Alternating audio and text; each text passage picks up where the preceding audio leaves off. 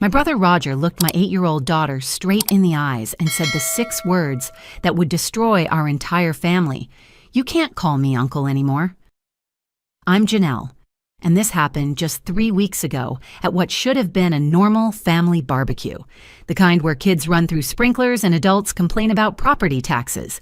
Instead, it became the day my 42-year-old brother decided to tell my adopted daughter, Gracie, that she wasn't real family because she didn't share our blood. Roger Whittaker owned 3 car dealerships, had a house with a pool that looked like something from a magazine. His wife Pauline wore designer everything, and their twin boys, Dakota and Braden, went to private school. My brother was the success story our parents, Frank and Lorraine, loved to brag about at church. But what happened 5 days later at his retirement party made everyone in our family realize they never really knew Roger Whittaker at all. See, while Roger was busy telling my daughter she wasn't real family, he was hiding a secret that would cost him his marriage, his business partners, and every single person who thought he stood for family values. The letters I sent to 47 people at that party didn't just expose him. They revealed that everything he'd built was based on the very lie he tried to weaponize against an 8-year-old girl. And the man who walked through those country club doors that evening, the one Roger had been paying $30,000 a year to disappear, that was just the beginning of how karma came to collect what was owed. But I'm getting ahead of myself. Let me tell you how a dental hygienist and her daughter brought down the most successful man in our family, and why he thanked us for it in the end. Life had finally started feeling stable for Gracie and me. After 3 years of fertility treatments that drained my savings and my marriage, my ex-husband David had walked out with the helpful parting words, "Maybe you're just not meant to be a mother." 2 years after the divorce, I walked into a foster care facility and met a 3-year-old girl with tight curls and eyes that had seen too much. Gracie didn't speak for the first month I had her. She just watched everything, like she was waiting for me to disappear too. Now, 5 years later, she was unstoppable. Honor roll student at Riverside Elementary, striker on her soccer team, the kid who made friendship bracelets for everyone in her class, including the boy who ate glue. She sang in the shower, badly but enthusiastically. She'd conquered her fear of the dark and now read under her covers with a flashlight I pretended not to know about. Every night when I tucked her in, she'd wrap her small arms around my neck and whisper, "Love you to the moon and back, Mama." Those moments made every struggle worth it. Our Sunday dinners at my parents' house in Oakwood had become the cornerstone of our week. Mom would start cooking at dawn, filling the house with the smell of pot roast and fresh bread. Dad would pretend to help while actually stealing bites and getting swatted with Mom's wooden spoon. It was a 35-year-old tradition that had survived divorces, job losses, and even my sister Colleen's brief vegan phase that nobody talked about anymore. The whole Whittaker family would pile into Mom's dining room by 2 o'clock sharp. Roger would arrive in whatever luxury car he was test driving that week, Pauline trailing behind with her contribution of store-bought pie she'd put on her own serving plate. The twins, Dakota and Braden, would thunder through the house like perpetually caffeinated tornadoes. Colleen drove up from the state university where she was finishing nursing school, usually exhausted but never missing a Sunday unless she had clinicals. Roger had always been the golden child, and I mean that without bitterness. While I was solidly middle-class comfortable with my dental hygienist salary and 2-bedroom apartment, Roger had built an empire. Started selling used cars at 19, owned his first lot by 25, and now at 42 had 3 dealerships with his face on billboards across 2 counties. "Whittaker Wheels, where family comes first," was his slogan, printed under his confident smile on every advertisement. But here's what the billboards didn't show. Roger was actually wonderful with Gracie, at least in the beginning. When I first brought her home, terrified I was going to somehow break this already fragile child, Roger had shown up at my apartment with a pink bicycle, complete with training wheels and handlebar streamers. He'd spent 3 hours teaching her to ride it in the parking lot, jogging beside her with his hand on the seat, his expensive dress shirt soaked with sweat. "Every kid needs a bike from their uncle," he'd said, grinning as Gracie finally pedaled 5 feet on her own before tipping into the grass. "Besides, Princess Gracie needs a proper royal carriage."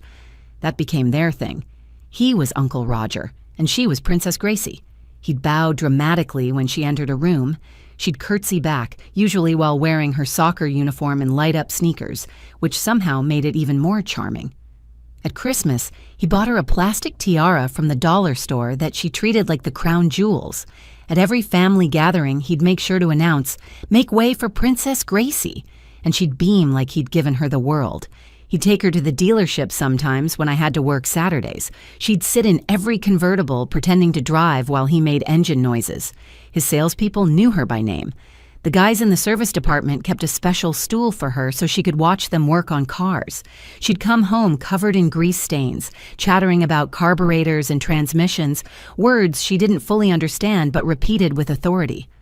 "Uncle Roger says I can sell cars too when I'm bigger," she'd announced one Sunday, mouth full of mashed potatoes. "He says I already know how to make people smile, and that's the most important part." "That's my girl," Roger had said, reaching over to high-five her with the hand that wore a Rolex worth more than my car. My parents adored the relationship. Mom would tear up watching them together, seeing her successful son embrace his role as uncle with such enthusiasm.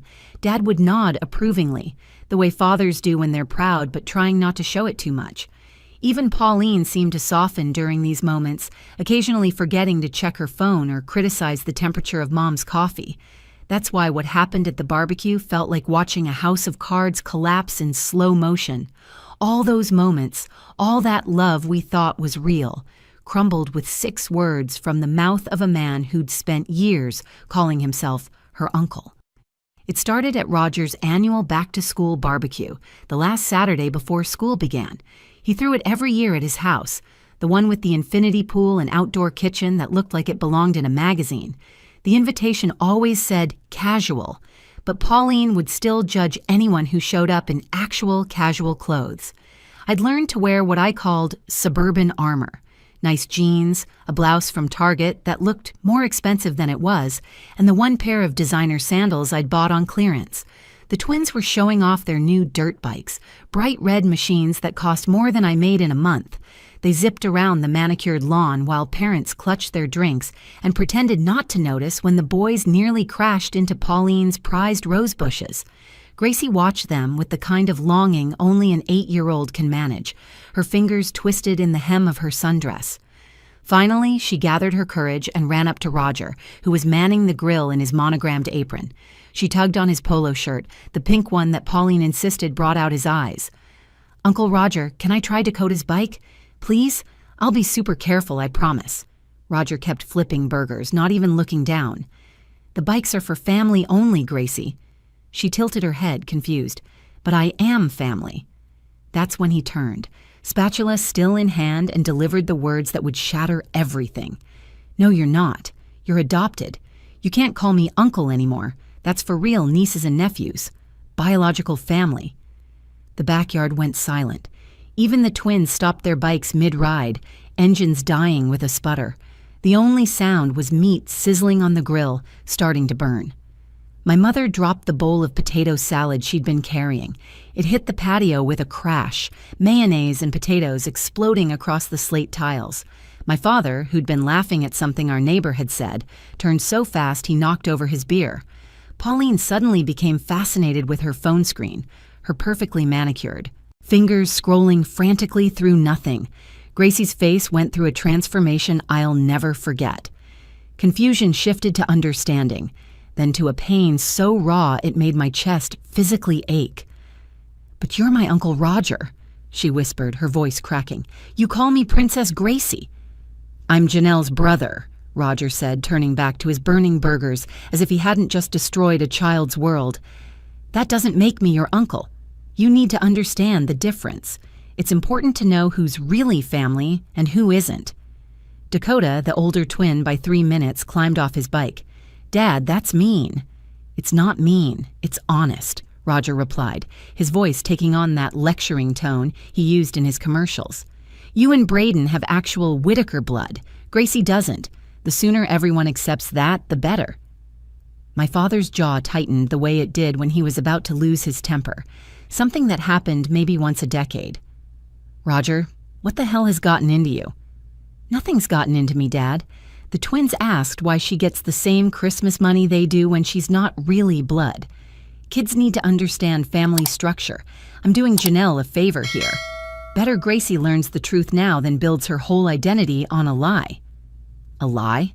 I finally found my voice, though it came out strangled. "Loving her is a lie?" "That's not what I said," Roger sighed like I was being deliberately obtuse. "But calling her my niece when she's not? That's technically false. I deal in facts, Janelle. It's why I'm successful." Gracie pressed her face into my stomach, her small body shaking with sobs that she was trying desperately to muffle. I could feel her tears soaking through my blouse, hot and heartbroken. "We're leaving," I managed to say, scooping Gracie up even though she was getting almost too big to carry. "Oh, come on, Janelle, don't be dramatic," Roger called out, actually rolling his eyes. "She was going to figure it out eventually. Kids at school will tell her she's different. I'm preparing her for the real world." "The real world?" Colleen spoke up from where she'd been frozen by the pool.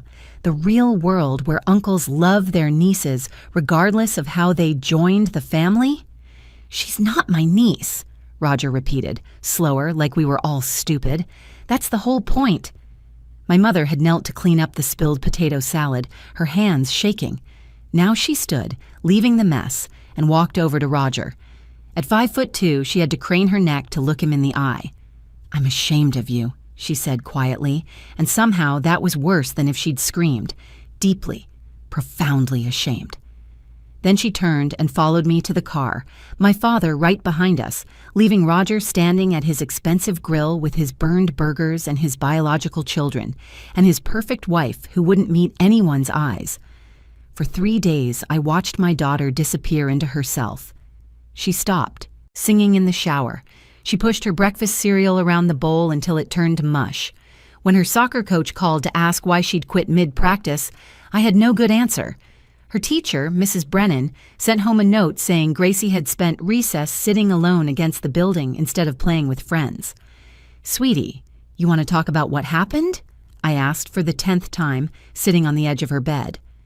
"Am I not real?" she whispered into her pillow. "You're the realest, most wonderful person I know." "Then why doesn't Uncle Roger want me?" I had no answer that an 8-year-old could understand when I couldn't understand it myself. My mother came by every day, bringing Gracie's favorite cookies, new books, anything to coax a smile. Dad tried too, showing up with a model airplane kit they could build together, but Gracie just thanked them politely and retreated to her room. The light that made her Gracie was dimming, and I felt helpless to stop it. On Wednesday night, Colleen called. "I've been thinking about Roger's retirement party on Saturday." "I'm not going," I said immediately. "Neither is Gracie." "Hear me out. He's announcing his big transition, right? Stepping back from daily operations, keeping ownership but letting his partner run things while he plays golf and pretends to consult. So everyone who matters to him will be there. All his business associates, the country club crowd, his precious Chamber of Commerce buddies, everyone who thinks Roger Whittaker is Mr. Family Values." "Colleen, I'm not in the mood for revenge fantasies. This isn't fantasy. Remember when I worked at the courthouse during nursing school, filing papers, helping with records? Yeah? I still have friends there. Public records are public for a reason, Janelle. We could look into some things." "What kind of things?" "The kind of things someone obsessed with biological family might not want people to know." I should have said no. Should have taken the high road. But then I looked at Gracie's door, closed at 7:30 when she used to beg for just 5 more minutes before bed. "What did you have in mind?" Colleen came over after Gracie was asleep.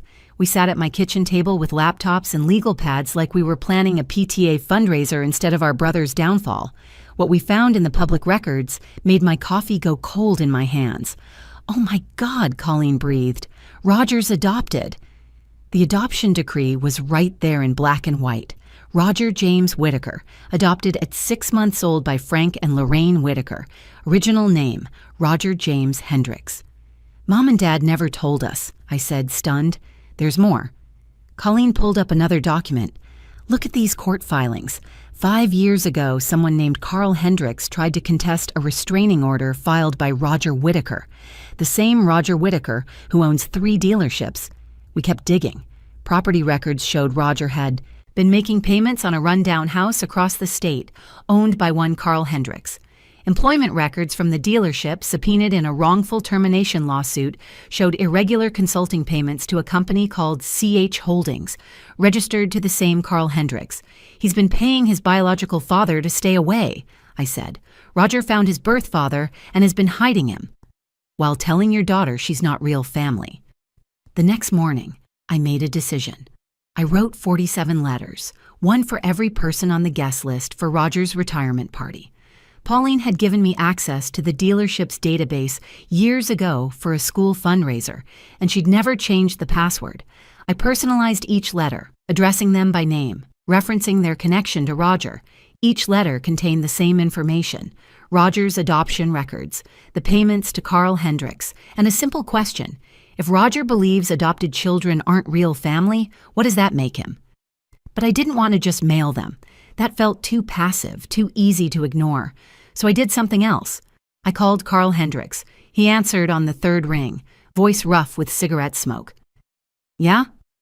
Mr. Hendricks, you don't know me, but I'm Roger Whittaker's sister, his adopted sister, actually, though apparently that means I'm not his real sister, according to him. There was a long pause. He said that?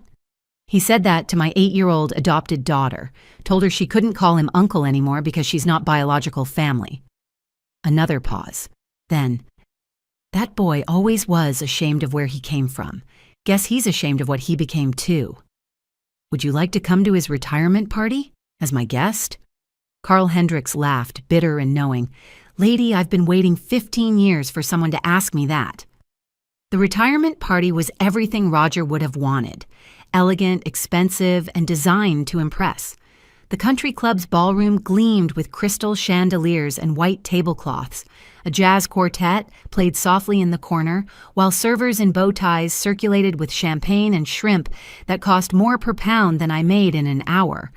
Roger stood at the podium in a suit that probably cost more than my monthly rent. Pauline beside him in a dress that definitely did. Thank you all for coming, Roger began, his salesman's smile at full wattage. When I started selling cars at 19, I had nothing but ambition and a belief in family values. I stood in the back with Gracie, who'd insisted on coming despite everything. She wore her favorite purple dress and held my hand tight. My parents flanked us, Dad's jaw set, and Mom clutching her purse like a weapon. Everything I've built, Roger continued, raising his champagne glass, has been for family. Real family. Blood family.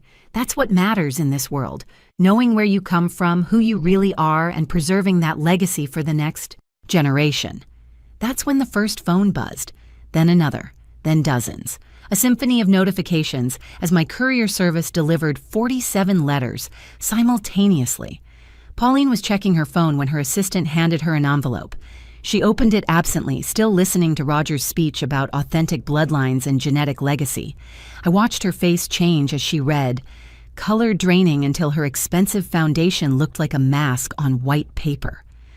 The Whittaker name means something in this community, Roger was saying. It means integrity. It means knowing exactly who you are and never pretending to be something you're not. Roger, Pauline's voice cut through his speech like a knife. What is this? She held up the letter, hand trembling. The microphone picked up Roger's confused laugh. Honey, I'm in the middle of... You're adopted? The words echoed through the ballroom's perfect acoustics. You've been adopted this whole time and never told me? Never told our children? The room erupted. Every guest was reading their letter now, voices rising in confusion and disbelief. Roger's business partner, Mitchell Stevens, stood up so fast his chair fell backward. You've been embezzling from the company? Mitchell's voice boomed. These payments to CH Holdings, that's fraud, Roger. I can explain, Roger started, but his voice was drowned out by the sound of the ballroom doors opening. Carl Hendricks walked in wearing an ill-fitting suit that had probably been in style 20 years ago. His face was weathered, lined by hard living, but his eyes, they were Roger's eyes, unmistakably. He tried to slick back his gray hair, and his hands shook slightly, but he walked with purpose straight toward the podium. Hello, son, Carl said, his rough voice carrying in the now silent room. Got a call saying you were finally ready to acknowledge where you really come from. Roger's face cycled through emotions like a slot machine. Shock, rage, fear, and finally, naked panic. "You can't be here. I have a restraining order." "Expired 2 years ago," Carl said mildly. "You kept paying me anyway. Guess you were too scared to check." Dakota, one of the twins, stood up from the kids' table. "Dad, who is that?" "That's your grandfather," Pauline said, her voice sharp enough to cut glass. "Your biological grandfather that your father has been paying $30,000 a year to pretend doesn't exist." My father walked to the podium, took the microphone from Roger's unresisting hand. The room watched Frank Whitaker, respected retired principal, grandfather and man of uncommon dignity, clear his throat. "My son Roger was adopted when he was 6 months old," Dad said clearly. "His mother Lorraine and I chose him, loved him, raised him as our own because that's what family does. We never told him he was adopted because to us, it didn't matter. He was our son. Period." He looked directly at Gracie then, his eyes soft. "Just like Gracie is my granddaughter. Period. No qualifiers, no explanations, no blood tests needed." Then Dad turned back to Roger, and his softness turned to steel. "But you, Roger, have spent so much energy hiding who you are that you forgot who you could have been. You hurt an innocent child to protect your own shame. You stole from your business to hide your truth. You lied to your wife, your children, everyone who trusted you." The business associates were already leaving, phones pressed to ears, probably calling lawyers. Mitchell Stevens pointed at Roger. "We're done. The partnership is dissolved. You'll be hearing from our attorneys about the embezzlement." "Wait," Roger said desperately. "Please, just let me explain." But the exodus had begun. Within minutes, only family remained in the echoing ballroom. Roger stood at the podium like a captain on a sinking ship, still gripping the edges as if they could keep him afloat. Pauline walked up to him, removed her wedding ring, and placed it on the podium. 15 years of marriage, and I never knew who you really were." "I'm still me," Roger whispered. "No," she said. "You're exactly who you've always been. I just finally see it." Roger's empire crumbled faster than anyone expected. Within a week, 3 business partners had pulled out completely. The fraud investigation began the following Monday. Pauline filed for separation, taking the twins to her mother's house in Connecticut. Not because he was adopted, she made that clear in every conversation, but because he'd lied for their entire marriage, stolen money, and destroyed an innocent child's sense of belonging to protect his own ego. The twins, confused and angry, started asking the questions Roger had always feared. "Why did Dad hurt Gracie if he's adopted too?" Dakota asked me over the phone. "Doesn't that make him a hypocrite?" Even at 10 years old, he could see what his father couldn't. Carl Hendricks surprised everyone. The man Roger had painted as a monster, worth $30,000 a year to keep hidden, turned out to be remarkably decent. Yes, he'd made mistakes. He'd been in and out of prison in his 20s, struggled with addiction, made choices he regretted. But he'd gotten clean 12 years ago, found faith, and had been respecting Roger's wishes to stay away despite desperately wanting to know his son. "I would have been proud to know him," Carl told me over coffee a week after the party. His hands were steady now, wrapped around a ceramic mug. "Successful businessman, family man, all of it. But not like this. Not as someone who hurts children to protect himself." He'd been working as a janitor at a community center, living quietly, never once threatening to expose Roger despite having every legal right to reach out. The payments Roger made? Carl had been donating most of them to a foster care charity. "Figured if my boy didn't want me, maybe I could help some other kids who needed it," he said simply. 2 months after the party, Roger showed up at my apartment. He'd lost weight, his expensive clothes replaced with jeans and a plain t-shirt. The Mercedes was gone, replaced with a 10-year-old Toyota. He looked older, humbled, more like the brother I'd grown up with before success changed him. Gracie hid behind me when she saw him at the door. "I'm sorry," he said, and his voice broke. For the first time in my life, I watched my proud, successful brother cry. Not the controlled tears of a man protecting his image, but the messy, painful sobs of someone finally facing himself. I was so terrified of being rejected for not being real family that I rejected her first, he managed between breaths. I became everything I was afraid of. I turned into the monster I thought everyone would see if they knew the truth. "Tell her, not me," I said, stepping aside. Roger dropped to his knees on my doorstep, meeting Gracie at eye level. "Princess Gracie, I'm so sorry. You're my niece. You've always been my niece. I was scared and stupid and cruel. I hurt you because I was hurting, and that's unforgivable. But if you'll let me, I want to spend the rest of my life making it up to you." Gracie stood there for a long moment, 8 years old and wiser than any of us deserved. Then she said, "Everybody makes mistakes. That's what Mommy says. But you have to mean you're sorry." "I mean it," Roger whispered. "I mean it more than I've ever meant anything." She hugged him then, and I watched my brother break down completely, holding my daughter like she was keeping him from drowning.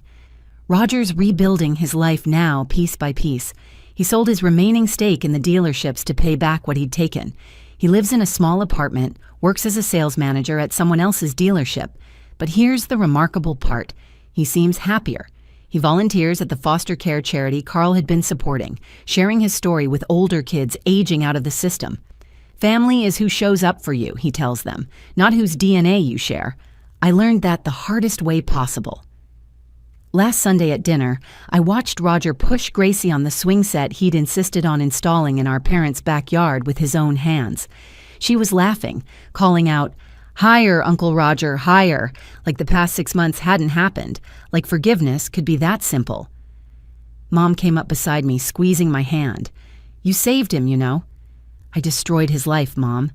"No, honey, you revealed it. The truth always comes out. But this way, Gracie learned the most important lesson of all." "What's that?" "That being chosen makes you more family, not less. And that standing up for yourself and the people you love is never wrong, no matter who you're standing up to." As I watched my brother and my daughter together, I realized we all carry secrets about belonging. Roger's mistake wasn't being adopted. It was believing that made him less worthy of love. Gracie never doubted her worth because we never gave her reason to. That's the difference between shame and love. Shame makes you smaller, meaner, desperate to tear others down.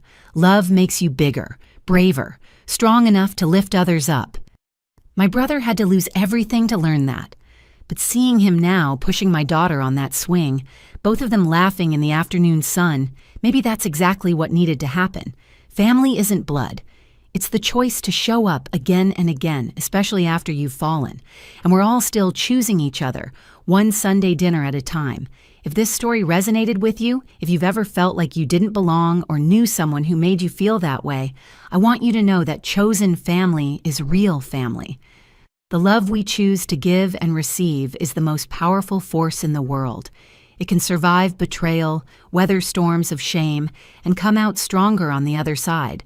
Share this video with someone who needs to hear that they belong, exactly as they are. Leave a comment about your own chosen family, the people who show up for you regardless of DNA. And subscribe to this channel for more stories about the complicated, messy, beautiful truth of what makes a family real. Because at the end of the day, we're all just people choosing to love each other, and that choice is what makes us family.